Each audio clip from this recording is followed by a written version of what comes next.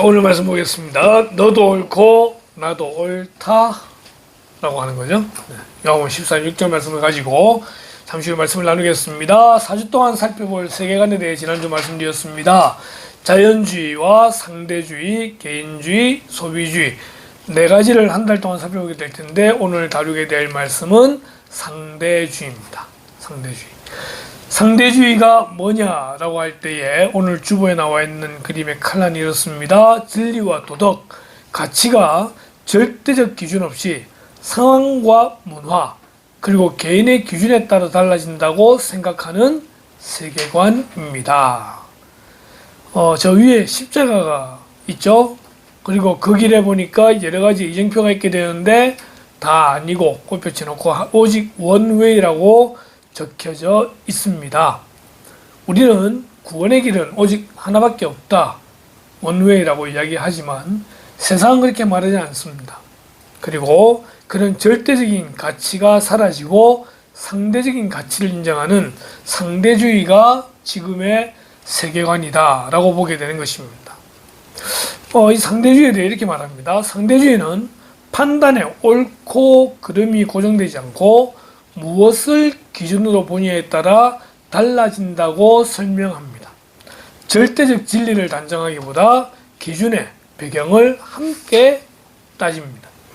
그러니까 절대적인 기준이라 말하는 그런 것들은 다 도외시하고 그런 것을 배제하고 그 시대에 따라 상황에 따라 맞다 틀리다가 결정되는 그런 시대에 살아가게 된 거죠. 그러다 보니까 결론적으로는 다 맞는 것, 너도 옳고 나도 옳다라고 하는 그런 시대가 되어져 버린 겁니다.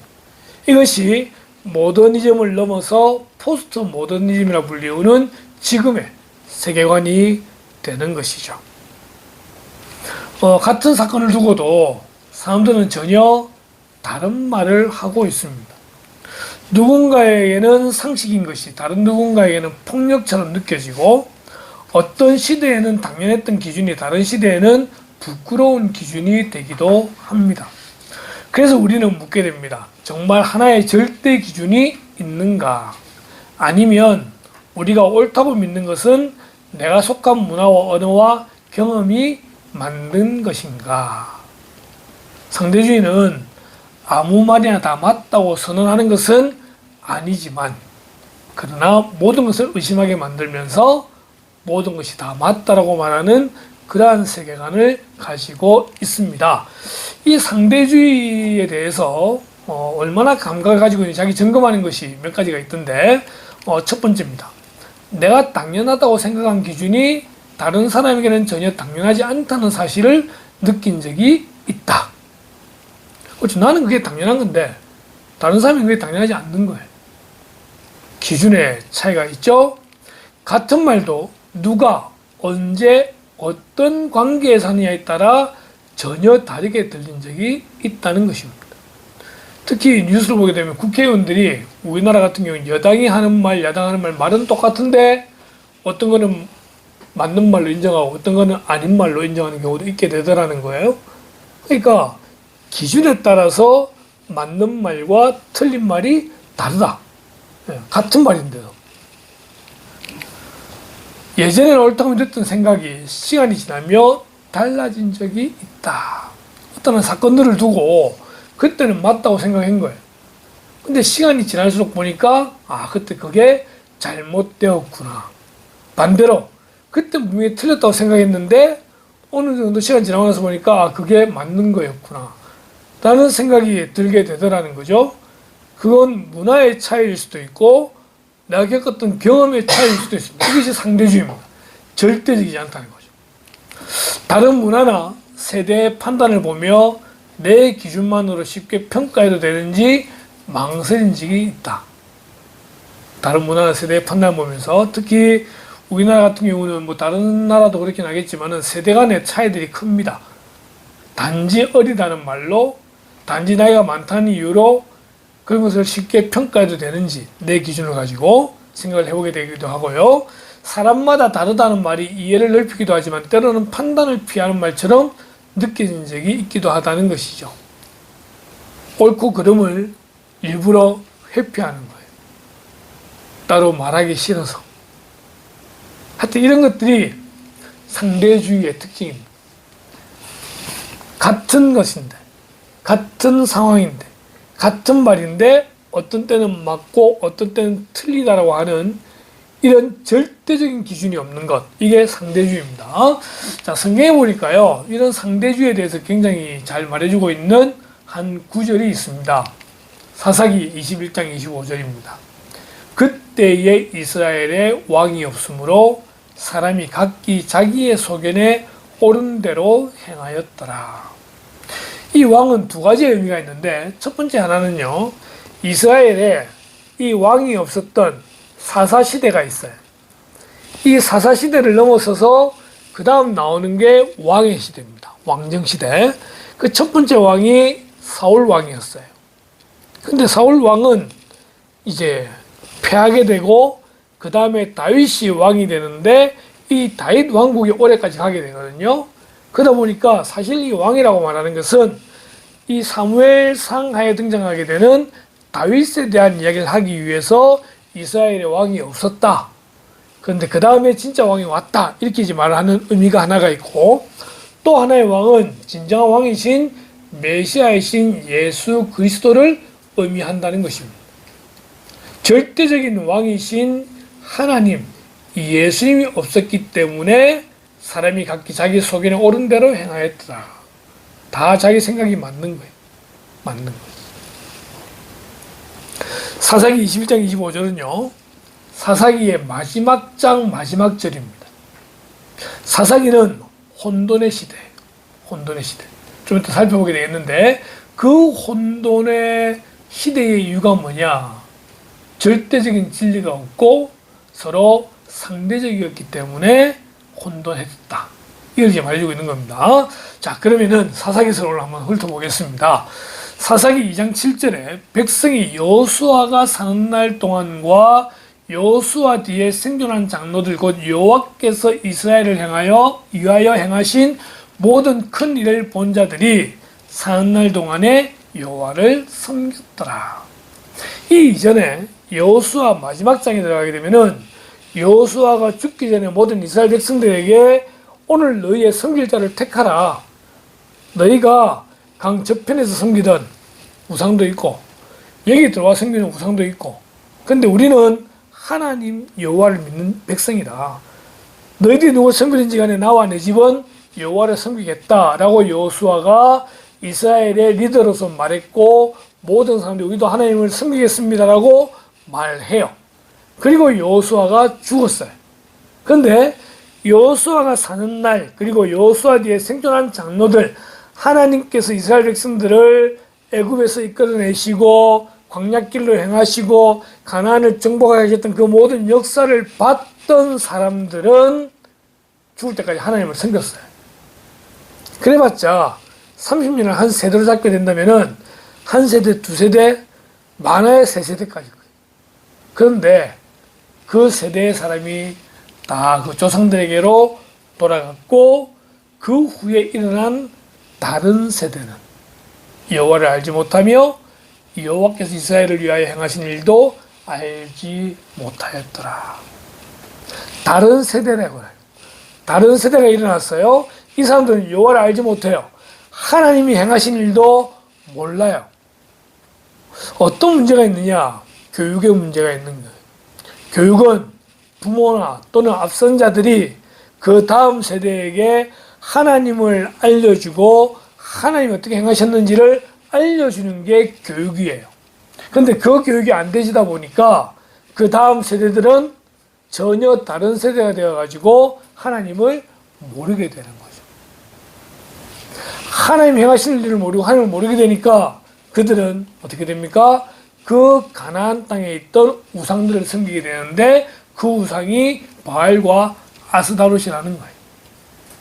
곧 그들이 여호와를 버리고 바알과 아스다롯을 섬겼으므로, 우리는 이런 우상 숭배를 인간적인 말로 설명한다면은 결국은 바람 피우는 거예요.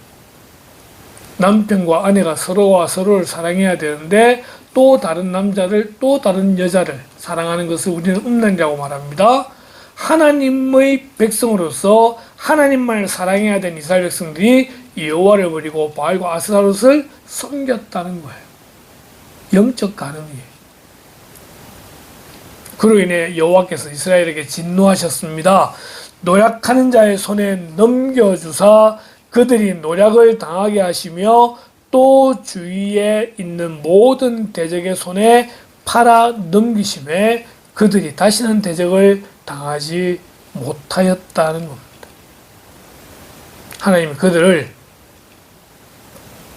징계하십니다.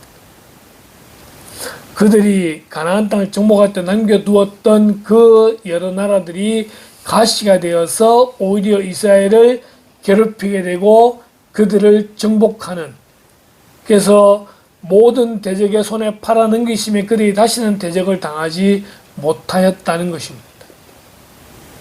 그런데 하나님께서 그때 누굴 세우십니까? 사사를 세우십니다. 좀 잘못됐는데 16절입니다. 16절에 여호와께서 사사들을 세우사 노략자의 손에서 그들을 구원하게 하셨다는 거예요. 사사라는 말은요, 법관이라는 말입니다. 판단하는 자, 이런 뜻을 가지고 있습니다. 저지라 그러죠. 심판입니다. 심판. 하나님께서 이스라엘 백성들의 그들을 다른 가시들을 통하여 고난을 주셨는데 그들이 하나님 앞에 회개할 때에 그들이 진심으로 회개했는지 모르겠지만 어쨌든 하나님 앞에 그들이 울부짖을 때 하나님이 그들을 위하여 사사들을 세워서 그들을 구원케 하십니다. 그런데 그들이 그 사사들에게도 순종하지 아니하고 오히려 다른 신들을 따라가 음행하며 그들에게 절하고 여호와의 명령을 순종하던 그들의 조상들이 행하던 길에서 속히 치우쳐 떠나서 그와 같이 행하지 아니하였더라. 그들이 하나님을 떠납니다. 하나님이 징계합니다. 이스라엘 백성이 하나님께 부르짖습니다. 하나님이 사사를 보내서 구원하셨습니다. 그런데 다시 또 여호와를 버리고 하나님을 떠납니다. 또 하나님의 징계가 있죠. 그들이 또 울부짖습니다. 사사를 보내십니다. 이렇게 무려 7번을 크게 되풀이하는 모습을 보게 되는 거예요. 2장 18절. 여호와께서 그들을 위하여 사사들을 세우실 때는 그 사사와 함께 하셨고 그 사사가 사는 날 동안에는 여호와께서 그들을 대적의 손에서 구원하셨으니 이는 그들이 대적에게 압박과 괴롭게 함을 받아 슬피 부르짖음으로 여호와께서 뜻을 돌이키셨음이거늘. 사사들을 세우신 동안에 하나님이 평안케 하셨어요. 대적을 구원해 주셨어요. 그런데 그들이 또 하나님을 떠나고 부르짖고, 그래서 우리는 세상에서 가장 어리석은 민족이 어느 민족이냐라고 한다면 우리는 유태인을 이야기합니다. 하나님이 그렇게 은혜를 주셨는데 그렇게 사랑을 주셨는데도 불구하고 또 하나님을 떠났던 가장 어리석은 민족이 유태인이다, 이렇게 말하는 것입니다. 사사들을 보십시다. 어떤 사사가 있었느냐? 온니엘이라는 사사가 있습니다. 이 온니엘은 메소포타미아가 이스라엘을 압제할 때, 그래서 온니엘은 별명이 있죠. 처음 사사 온니엘. 그 다음에 에훗이라고 있습니다. 모압, 지금의 요르단 쪽에 있는 그 지역을 말하는데 이스라엘을 정복할 때에 이 에훗이 사사가 되어서 이스라엘을 구원합니다. 근데 에훗에게도 별명이 있습니다. 왼손잡이 사사예요. 당시에는 여자나 노인이나 아이나 왼손잡이는 사람으로 인정을 받지 못할 때입니다.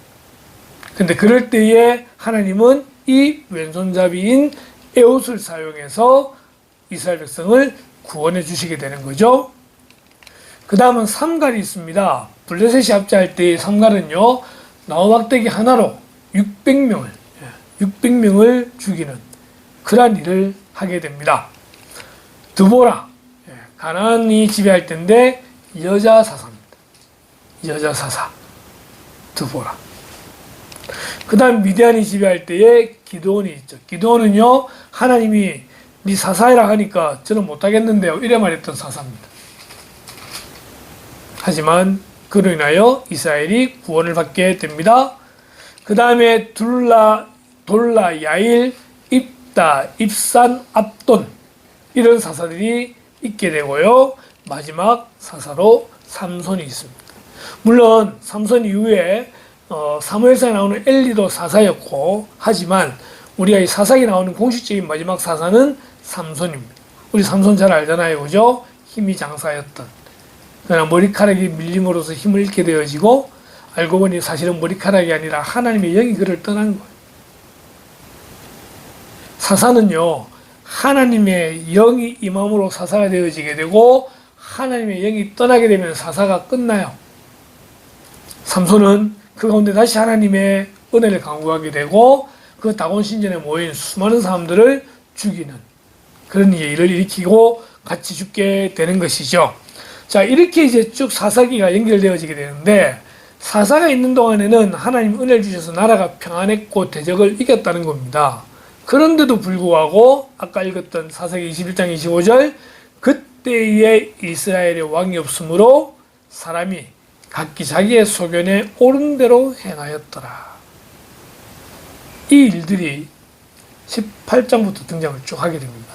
17장 이후부터, 삼손 죽음 이후부터 17장부터 쭉 등장하게 되는데, 그걸 이제 하나하나 살펴보겠습니다. 먼저 17장입니다. 에브라임 산지. 에브라임은요, 이스라엘의 지파 중에 하나입니다. 나중에 레위 지파는 따로 분깃이 주어지지 않아요.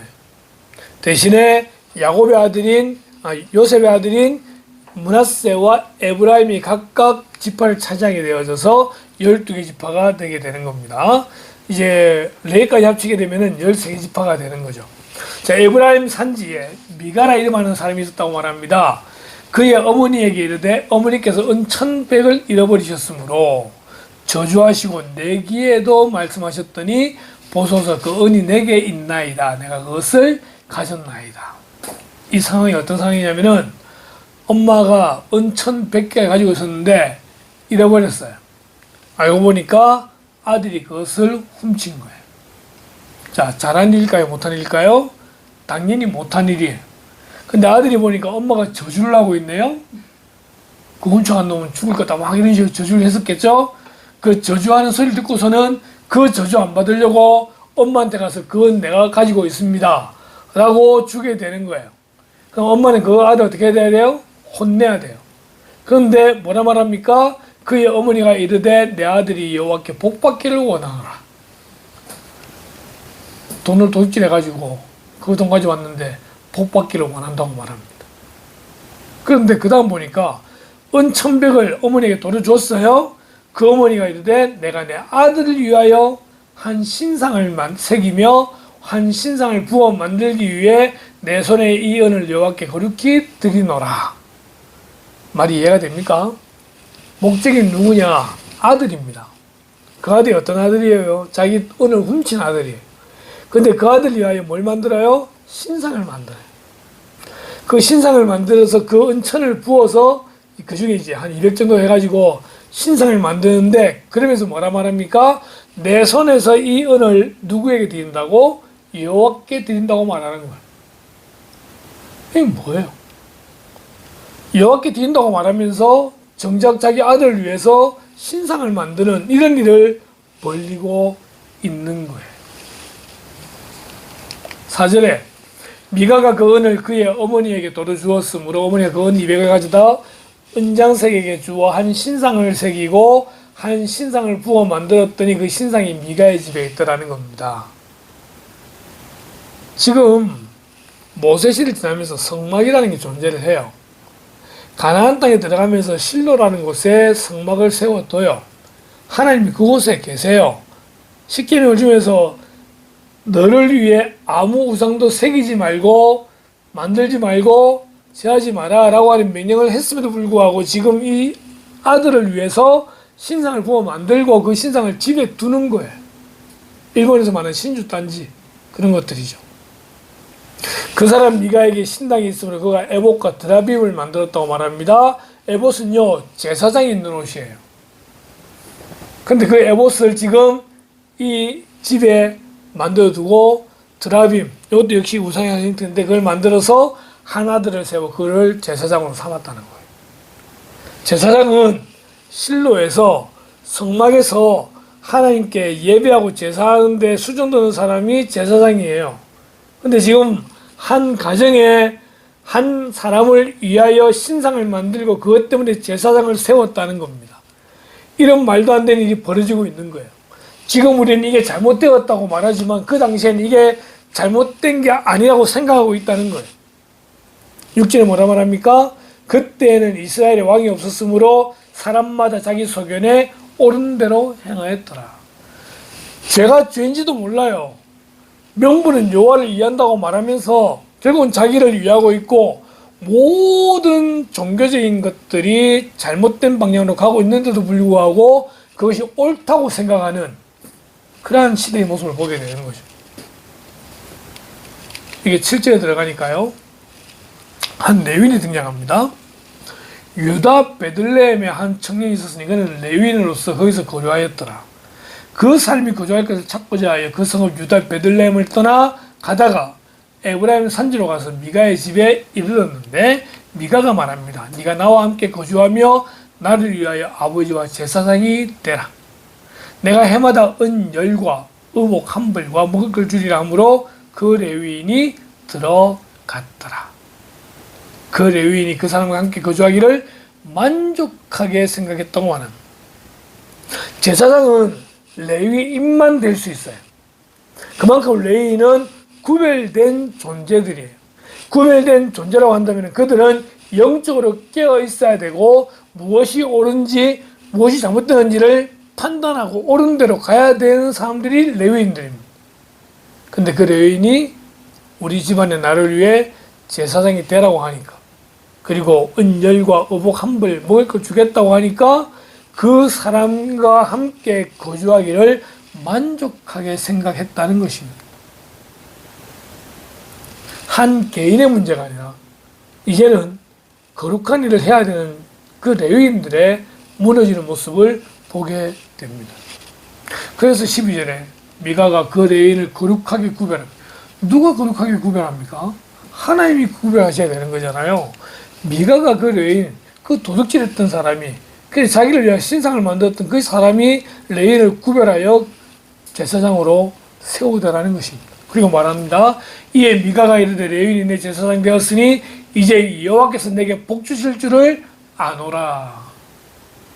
그냥 하나님이 복을 주시는데 집에 제사장이 있으니까 복을 주시겠지. 이게 그 당시의 모습들입니다. 그런데 그게 옳다고 말하는 거죠. 18장에 들어가면요, 이젠 단 지파가 등장합니다. 그때 이스라엘 왕이 없었고 단 지파는 그때 거주할 기업의 땅을 구하는 중이었으니, 왜냐하면 단 지파는요 땅을 기업으로 받지 못했어요. 그때 잘못 때문에. 이는 그들이 이스라엘 지파 중에서 그때까지 기업을 분배받지 못하였습니다. 땅을 분배받지 못했으면은 그들은 그들의 잘못을 인정하고 하나님께 엎드려 회개하고 하나님이 주시는 그런 걸음을 걸어가야 되는 거예요. 그런데 이들은 그렇게 하지 않습니다. 2절에 소라와 에스라엘에서부터 그들의 가족 가운데 용민성 5사람을 보내어 땅을 정탐하고 살피게 하는데, 그렇게 하다가 에브라임 산지에 있는 미가의 집에 이르러서 거기서 유숙하게 됩니다. 우연처럼 보이죠? 어떻게 하다가 단지파 사람들이 그곳에 가서 이제 잠을 자게 된 거예요. 근데 가서 보니까 레위 청년의 음성을 듣고 묻습니다. 누가 너를 이리로 인도하였으며 네가 여기서 무엇을 하며 여기서 무엇을 얻었느냐 하니까 그 사람이 이러이러 해가지고 내가 지금 이 집에 제사장으로 있고 내가 이렇게 돈을 받고 막 그렇게 이야기하는 거예요. 자기 잘났다고 말하는 거겠죠. 그럼 단지파도 하나님을 아는 사람들이니까, 그죠? 똑바로 해야 되잖아요. 5절, 그들이 그에게 이르되 청하건대 우리를 위하여 하나님께 물어보아서 우리가 가는 길이 형통할는지 우리에게 알게 하라. 이 사람들이 어쨌든 레위인이고 종교인으로서 제사장이라고 하니까 이제는 자기를 가야 될 길을 물어보는 거예요. 점치는 거예요. 점치는 거예요. 그러니까 그 제사장이 그들에게 이르되 평안히 가라.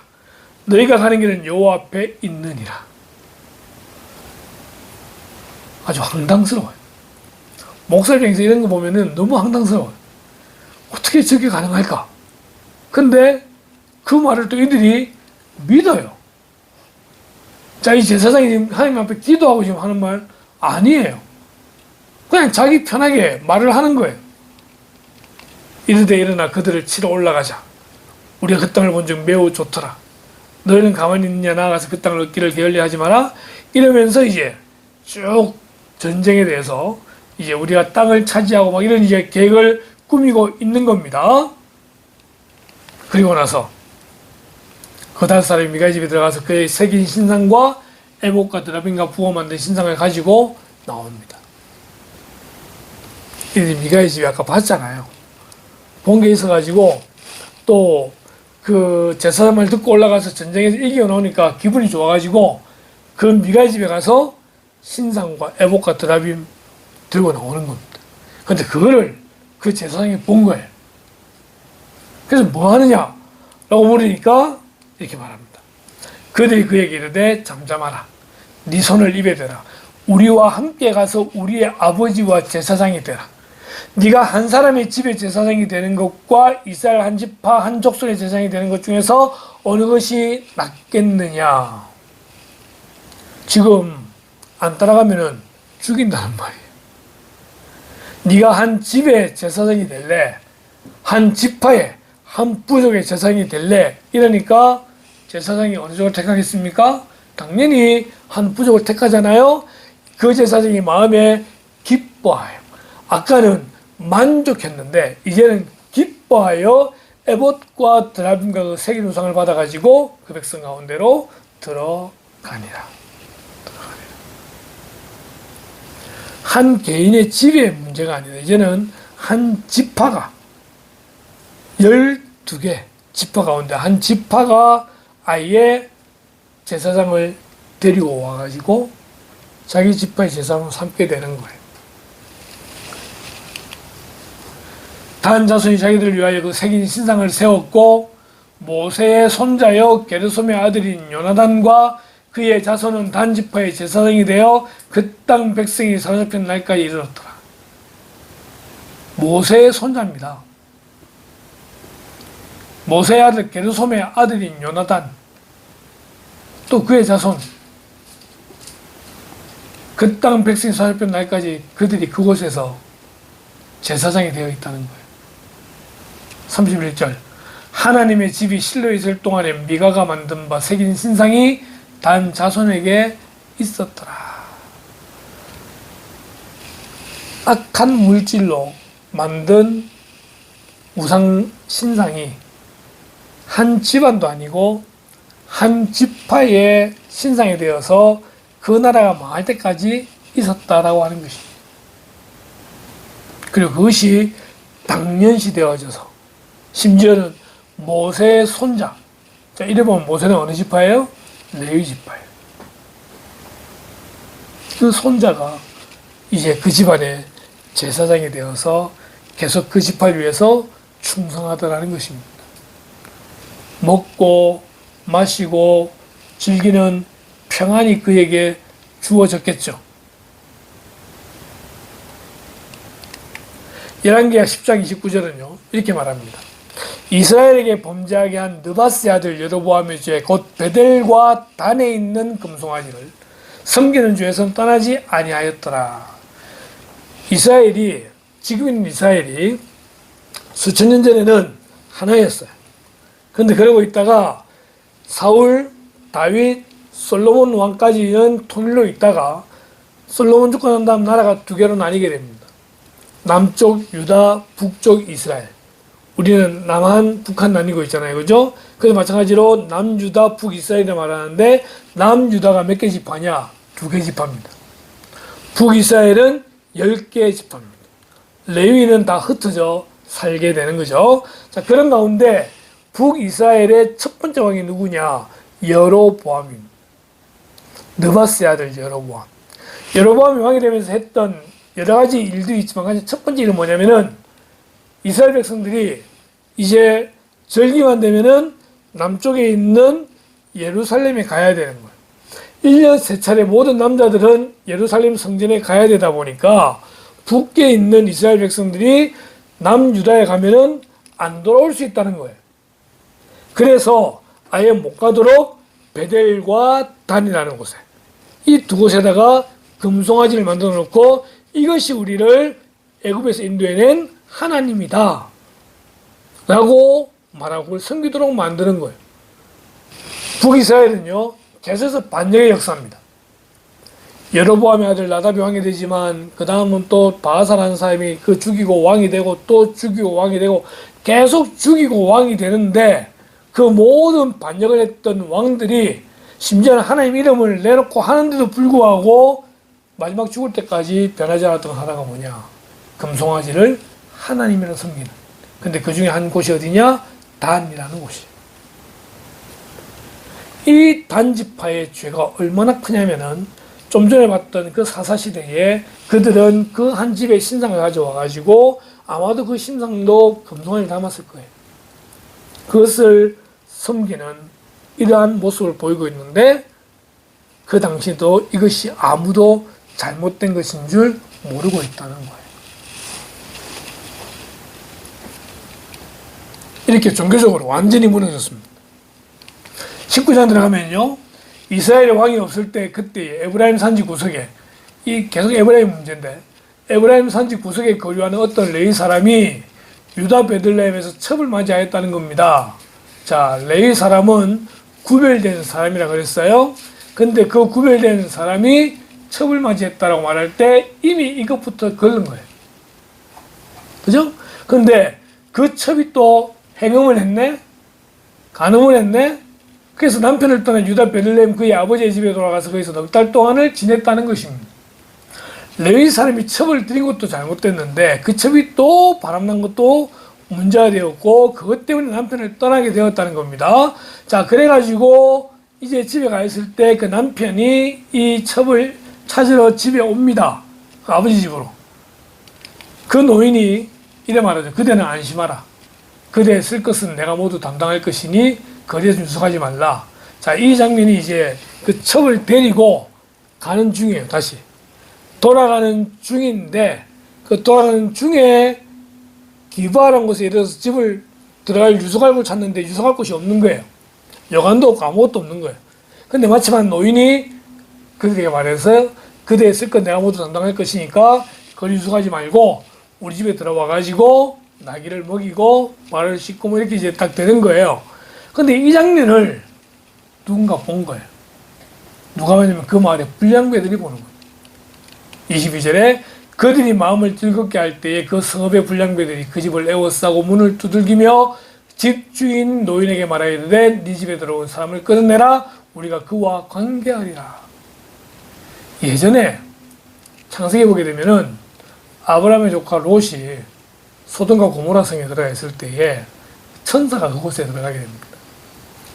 그 소돔과 고모라에 있는 사람들이 그 천사들을 끄집어내라. 우리가 그들과 관계하겠다. 이게 동성애입니다. 성관계입니다. 그 레위 사람이 어떻게 생겼는지 모르겠지만 그 불량배들이 그를 끄집어내라고 말하는 거죠. 그럼 단호히 안 된다고 해야 되는 게 맞잖아요. 그죠? 근데 또 이래 말합니다. 집주인 그 사람이 그들에게 나와 이르되 내 형제들아 이 같은 악행은 저지르지 말라. 이 사람이 내 집에 들어왔으니 이런 망령된 일을 행하지 말라. 참 멋지게 말했습니다. 멋지게 말했습니다. 오늘 아침인가 스레드를 보니까 편의점에 이제 대학생쯤 되는 갓 알바를 시작한 여자아이가 있는데 거기에 어떤 사람이 담배를 사러 들어왔는데 좀 술 취한 것 같더래. 그래서 담배를 이걸 달라고 하니까 그 처음 알바하는 애가 담배가 뭔지 모르잖아요. 그래서 막 화를 내고 고함을 제더랍니다.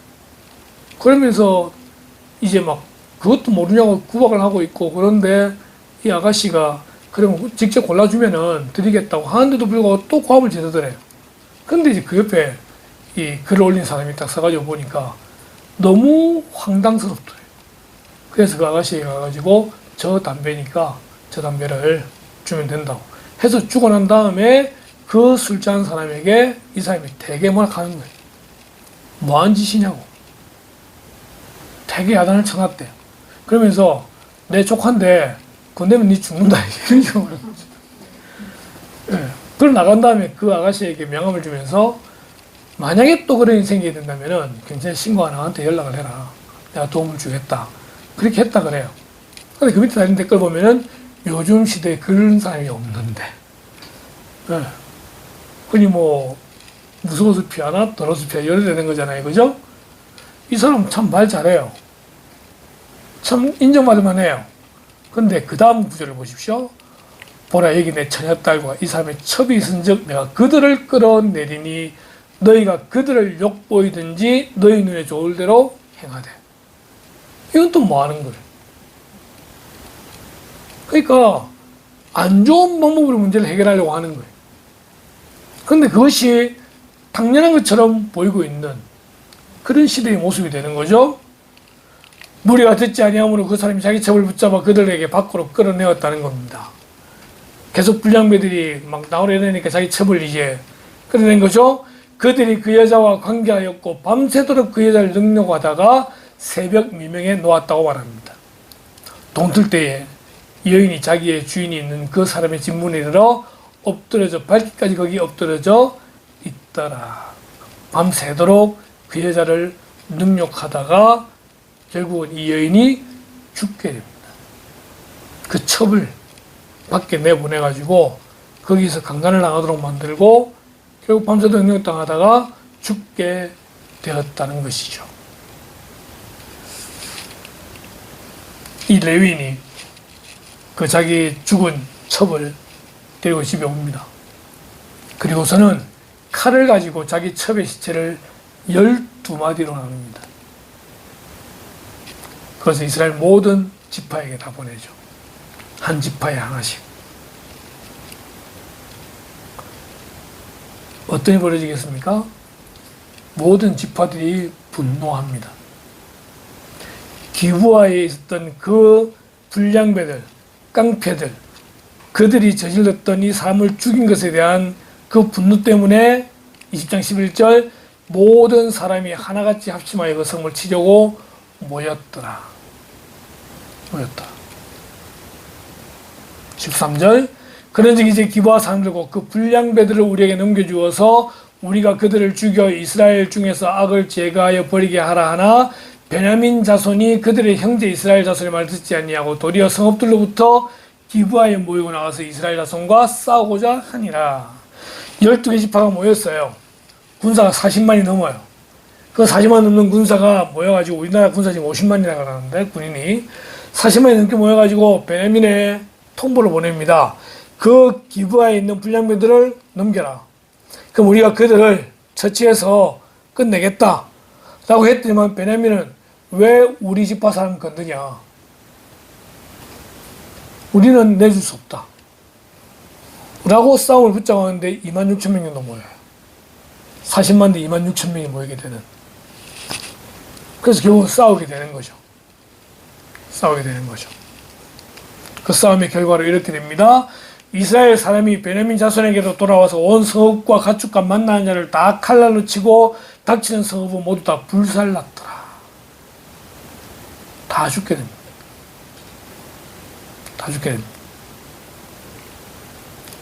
여자들이고 뭐 다 죽게 되는 가운데에 이제는 그 여자를 충당하기 위해서 다른 지파 사람을 또 데리고 옵니다. 그들이 야베스 길르앗 주민 중에서 젊은 처녀 400명을 얻었으니 이는 아직 남자와 동침한 일이 없어 남자가 알지 못하는 자라 그들을 실로 진영으로 데려온 이곳은 가나안 땅이더라. 에브라임 산지에 실로가 있습니다. 성막이 있는 곳이에요. 보다가 실로 여자들이 춤을 추러 나오듯 너희는 포도원에서 나와서 실로의 딸 중에서 각각 하나를 붙들어 가지고 자기 아내로 삼아 베냐민 땅으로 돌아가라. 베냐민 자손이 그같이 행하여 춤추는 여자들 중에서 자기들의 숫자들을 붙들어 아내로 삼아 자기 기업에 돌아가서 성읍들을 건축하고 거기에 거주하였더라.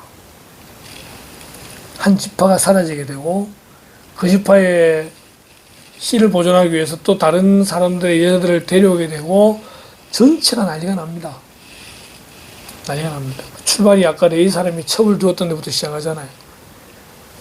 앞서 종교적으로 문제가 되었잖아요. 여러분, 종교가 부패하면요, 사회는 덩달아 부패합니다. 사회가 부패한 그 원인을 찾아 들어가게 되면 결국은 뭐가 있느냐? 교회의 부패가 있고요, 종교의 부패가 있습니다. 그런데도 불구하고 성경이 뭐라 말합니까? 그때에 이스라엘의 왕이 없으므로 사람이 각기 자기 소견에 오른 대로 행하였다. 절대적인 진리가 없다 보니까 상대적으로 내가 옳은 거예요. 상대도 옳지만 나도 옳다는 거예요. 그 옳은 대로 행하는 거예요. 그럼 누구만 살아남습니까? 강자만 살아남습니다. 강자는 힘이 있습니다. 강자는 돈이 있습니다. 강자는요, 권력이 있습니다. 그러다 보니까 자기가 곧 법이 됩니다.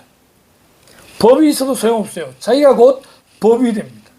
그러다 보니까 약한 자들, 없는 자들은요, 항상 핍박을 당하고 그들은 본의 아니게 사회에서 죄인이 되어 보이더라는 것입니다.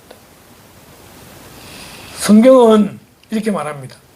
때가 이르리니 사람이 바른 교훈을 받지 아니하며 귀가 가려워서 자기의 사욕을 따를 스승을 많이 두고 또 그 길을 진리에서 돌이켜 허탄한 이야기를 따르리라.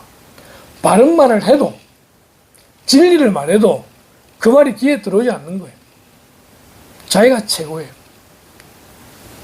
힘이 최고가 되어지고요, 주먹이 최고가 되어지는 그런 시대에 우리는 살고 있습니다. 이 사건이 지금부터 수천 년 전 사건들인데 그 사건의 모습들이 지금 이 시대에도 그대로 이루어지고 있는 것을 보게 됩니다. 오늘 주보에 기록된 내용이 이것입니다. 성경은 말세의 사람들이 바른 교훈을 싫어하고 욕망을 따를 것이라고 말씀합니다. 상대주의는 성도로 하여금 성경의 절대 권위를 부정하고 말씀을 선택적으로 받아들이게 합니다. 다시 보십시오. 상대주의는 성도로 하여금입니다. 세상 사람들이 아니라 성도들에게도 영향을 미쳐가지고 성경의 절대 권위를 부정하게 만들고 말씀을 선택적으로 받아들이게 합니다. 세상에 절대적인 것은 없으며 모두가 맞다는 입장을 강조해서 죄의 분별을 흐리게 하고 성윤리와 구원, 종말 등에 상대적으로 접근해 구원과 정결을 방해합니다. 그러므로 회개와 순종을 외면하고 듣기 좋은 말로 미혹하는 상대주의를 경계해야 합니다. 예수님은 말씀하십니다. 내가 곧 길이요 진리요 생명이라고 말씀하십니다. 세상은 상대주의를 말하면서 이 길도 맞고 저 길도 맞고 어느 길로 가든지 그냥 목표한 대로만 가면 된다고 말하지만 성경은 오직 한 길을 말하는데 바로 그 길이 예수 그리스도입니다. 내가 곧 길이요 진리요 생명이다. 여러분, 성경을 캐논이라고 말을 합니다. 캐논은 갈대, 그걸 뜻하는 카네와 척도를 뜻하는 그리스어 카논에서 유래한 말인데, 하나님의 말씀으로 인정되어 신앙과 삶에 기준되는 신구약 성경의 공식 목록을 우리는 캐논이라고 말합니다. 다시 말하면 캐논은요, 잣대입니다. 성경을 우리는 캐논이라고 부르는데 잣대라는 거예요. 다시 말해서 이 성경은요, 상대주의가 아니라 절대주의를 뜻합니다. 말씀에서 벗어나면 죄입니다. 말씀대로 행하는 것이 선입니다. 왜요? 하나님만이 선이시기 때문에 그렇습니다. 이 시대가 포스트 모더니즘의 종교 다원주의의 온갖 상대주의가 판친다 하더라도 우리는 그런 것에 현혹되는 것이 아니라 오직 말씀 중심으로 가는, 말씀대로만 살아가는 그런 성도가 되어져야 되는 거예요. 성경은 말합니다. 진리를 알지니 진리가 너희를 자유롭게 하리라. 물고기는요, 물 안에서 살 때 자유롭습니다. 물고기가 물 밖으로 나오면은 죽는 거예요. 우리는 말씀 안에서 살 때 자유롭습니다. 이 말씀이 우리를 자유케 하기 때문에 그렇습니다. 시편 기자 말합니다. 주의 말씀은 내 발의 등이요 내 길의 빛이니이다.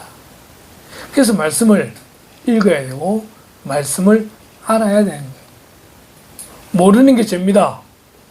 몰라도 죄가 됩니다. 알 수 있는 기회가 있는데 모르기 때문에 죄가 되는 거예요. 말씀을 읽고 말씀 어떻게 그것을 설명하시는지를 들어야 되는 거예요.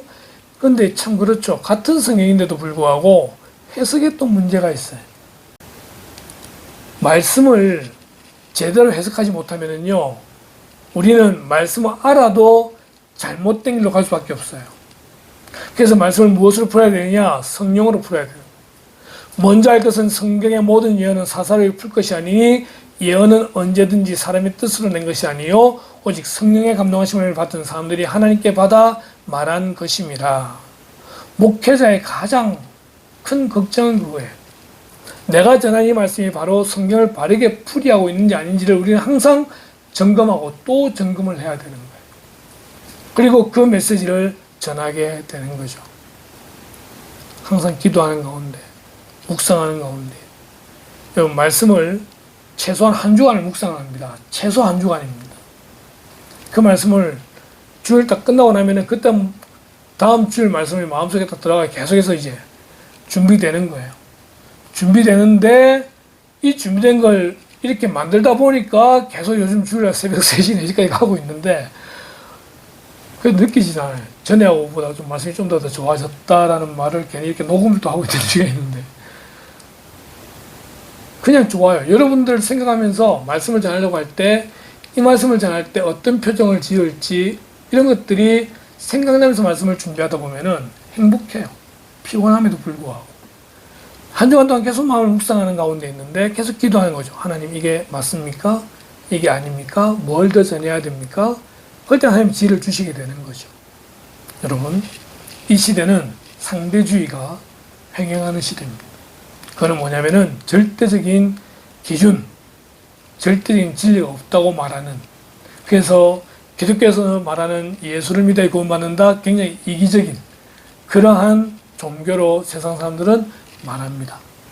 예수가 아니라 어느 누구를 믿어도 다 같은 연결되는 거 아니냐라고 말을 하는 그런 시대에 살아가고 있습니다. 하지만 우리는 절대적인 기준인 말씀이 있습니다.